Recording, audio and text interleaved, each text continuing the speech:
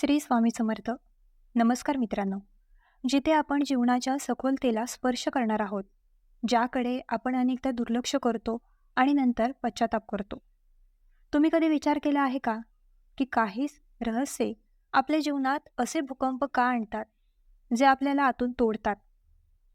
का कधी-कधी आपण आपल्या प्रियजनांशी बोलताना आपली अंतःकरणे उघडतो आणि मग ते आपले सर्वात मोठे शत्रू बनतात?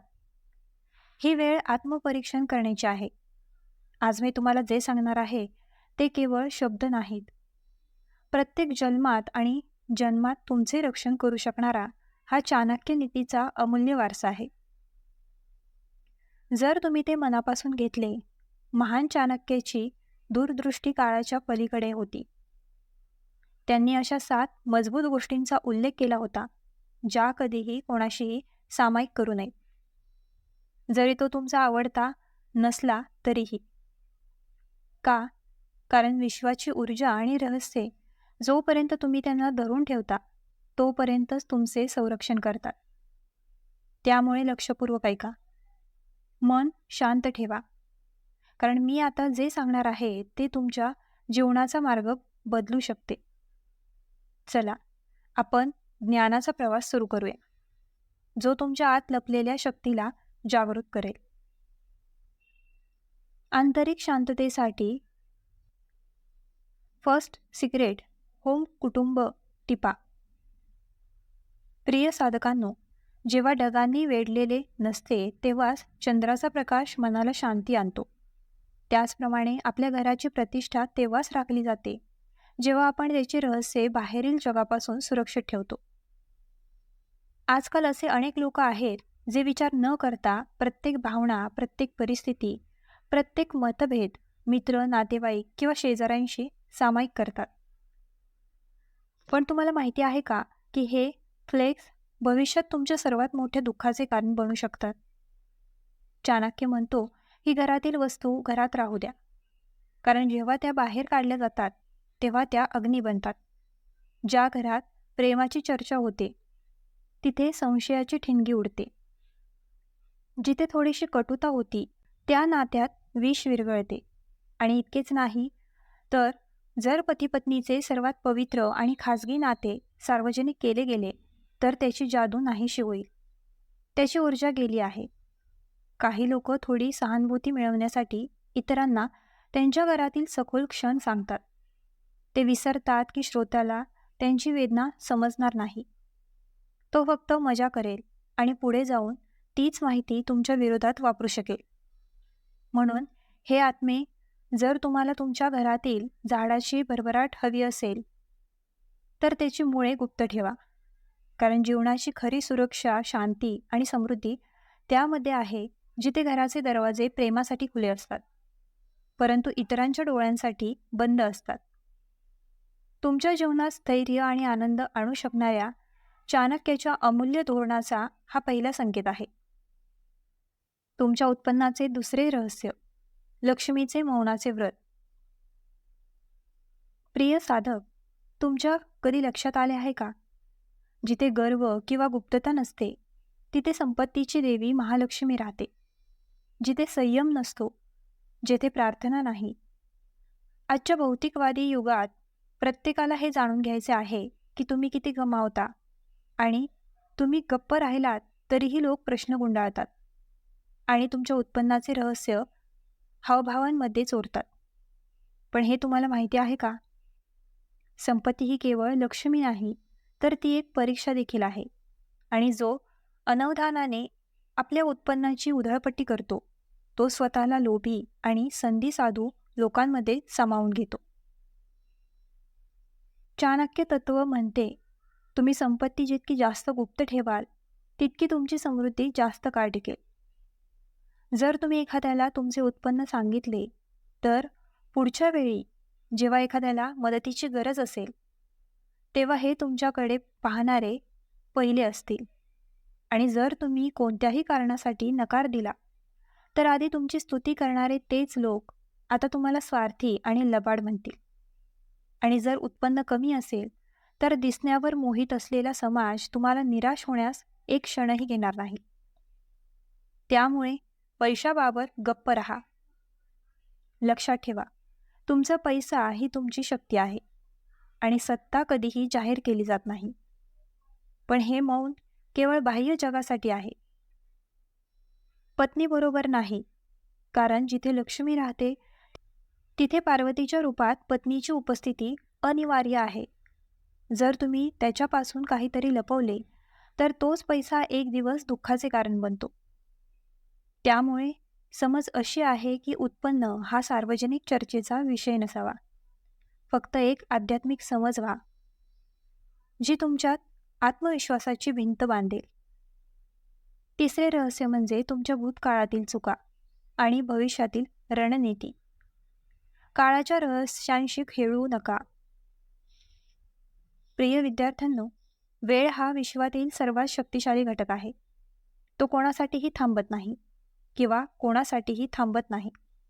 आणि या काळाच्या दोन्ही टोकांवर भूतकाळ आणि भविष्य ही अशी क्षेत्रे आहेत जिथे शांतता ही सर्वात मोठी बुद्धी आहे. आचार्य चाणक्याचे हे तिसरे अमूल्य सूत्र आहे. तुमचा भूतकाळ विसरू नका आणि भविष्यासाठी नियोजन करू नका.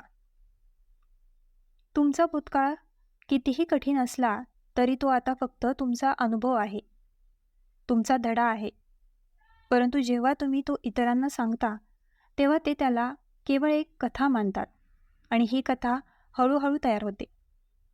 तुमच्या ओळखीच्या कलंकामुळे लोक तुमच्याकडे तशाच नजरेने पाहतात. ही ती व्यक्ती आहे जिने ती चूक केली आणि तुम्ही कितीही बदलले तरी तुम्ही त्यांच्यासाठी तिथे राहा. भूतकाळ आणि भविष्याची छाया हे देवांचे क्षेत्र आहे. जेव्हा तुम्ही केवळ विचारात असलेले काम इतरांसोबत सामायिक करता तेव्हा त्या विचारांची ऊर्जा कमी होते. बऱ्याच वेळा लोक केवळ मत्सर किंवा द्वेषामुळे तुमच्या योजनांमध्ये अडथळा आणतात आणि मग जेव्हा तुम्ही अपयशी ठरता तेव्हा तेच लोक तुमच्या अपयशावर हसतात. म्हणूनच चाणक्य तत्व म्हणते की तुमचे येणारे पाऊल तुमच्यापुरते मर्यादित ठेवा, जोपर्यंत फळे दिसत नाहीत.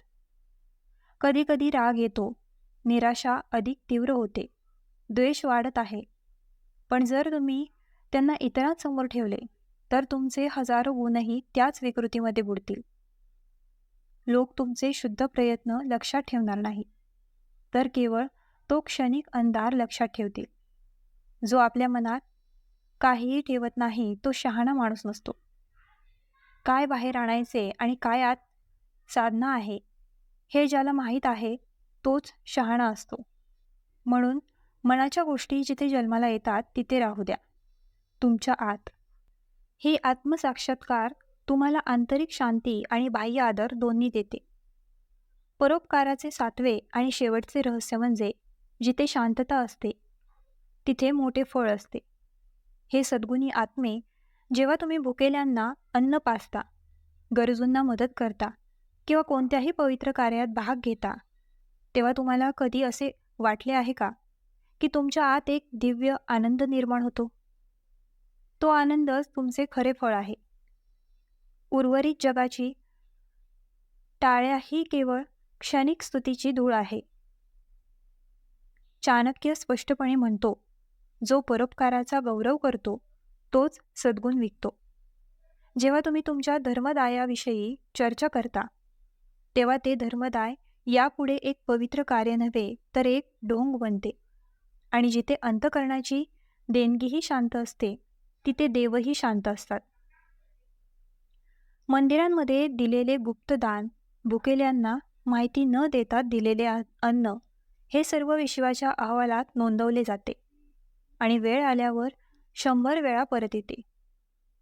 परंतु जर तुम्ही ते उघड केले तर ते तेथेच संपते. म्हणून हे साधक, देणगीच्या वेळी एकच भावना ठेवा की मला काहीही मिळालेले नाही, मी फक्त माध्यम आहे. आणि जेव्हा तुम्ही माध्यम बनता तेव्हा तुम्ही देवाला सर्वात प्रिय होतात. आता शेवटी ही 7 रहस्ये केवळ चाणक्याच्या धोरणातील धोरण नव्हे तर जीवनाचे संरक्षक कवच आहे. ज्याप्रमाणे ग्रहांची हालचाल जाणून घेऊन आपण जीवनाची दिशा बदलू शकतो, त्याच प्रकारे या 7 गोष्टी गुप्त ठेवून आपण नशीब प्राप्त करू शकतो. तुम्ही फक्त ही धोरणे ऐकत नाही, कारण हे गुप्त विज्ञान आहे, जे तुमच्या कर्माला एक शक्ती आणि तुमचे भविष्य एक प्रकाश बनवेल. आयुष्यातील ही 7 रहस्ये स्वीकारायला तुम्ही तयार आहात का? आचार्य चाणक्य यांनी साधकांना दिलेला शेवटचा इशारा म्हणजे मौन. हा सर्वात मोठा तारणकर्ता आहे. हा खूप अस्थिर काळ आहे. आजचा मित्र उद्याचा शत्रू बनू शकतो. आणि जेव्हा नक्षत्र उलटे केले जातात, तेव्हा तीच व्यक्ती जी तुम्हाला तुमची वाटते, ती तुमच्या सखोल रहस्यांची व्यापारी बनू शकते. हा चाणक्याचा शेवटचा इशारा आहे. तुमचे दुःख आणि तुमची रहस्ये विसरू नका. कारण जेव्हा गोष्टी चुकीच्या होतात किंवा नातेसंबंध तुटतात, तेव्हा तुम्ही एकदा विश्वासाने सामायिक केलेल्या त्याच गोष्टी आता एका दृश्याची ठिणगी बनतात. कल्पना करा की तो किती वेदनादायक क्षण असेल, जेव्हा तुमची स्वतःची वैयक्तिक वेदना तुमच्या स्वतःच्या शब्दातून बाहेर येईल आणि इतरांच्या हसण्याचे कारण बनेल. त्यामुळे हा इशारा तुमच्या हृदयापर्यंत घेऊन जा. आत जे आहे ते ठेवा, कारण तुमचा आत्मा तुमची सर्वात सुरक्षित जागा आहे. तर माझ्या प्रिय साधकांनो, ही 7 दैवी तत्वे होती, जी चाणक्याने आपल्याला शतकांपूर्वी दिली होती. पण आजही त्यांची प्रासंगिकता क्षणीच्या दृष्टी इतकीच अचूक आहे. ही 7 सूत्रे केवळ शब्द नाहीत, ही जीवनाची ढाल आहे, जी आपल्याला फसवणूक, अपमान आणि अधःपतनापासून वाचवते. जर तुम्हाला तुमचे नशीब स्थिर ठेवायचे असेल, तुमचे नातेसंबंध सखोल हवे असतील, तुमचा आत्मविश्वास उच्च असावा असे वाटत असेल, तर या 7 गोष्टी लक्षात ठेवा. परंतु ते जगापासून लपवून ठेवा. आता प्रश्न असा आहे की तुम्ही या 7 तत्वांना तुमच्या जीवनाचा भाग बनवाल का? चाणक्याने सुचवलेल्या मूक ध्यानासाठी तुम्ही तयार आहात का? आम्हाला कमेंटमध्ये नक्की कळवा. आणि जर या गोष्टींनी तुमच्या हृदयाला स्पर्श केला असेल, तर ते इतरांना सांगू नका, तर ते त्यांच्या जीवनात आणण्यास मदत करा. नवीन संकल्पना, नवीन दृष्टिकोन आणि नवीन चाणक्य धोरण घेऊन आपण पुन्हा भेटू. तोपर्यंत तुमचे विचार शुद्ध ठेवा, तुमची रहस्ये सुरक्षित ठेवा आणि तुमचा आत्मा जागृत ठेवा. तर मित्रांनो, हा व्हिडिओ कसा वाटला आम्हाला कमेंट करून नक्की सांगा. आणि आपल्या ग्लो मराठी चॅनलला लाईक, शेअर, सबस्क्राईब आणि हाईप करायला विसरू नका.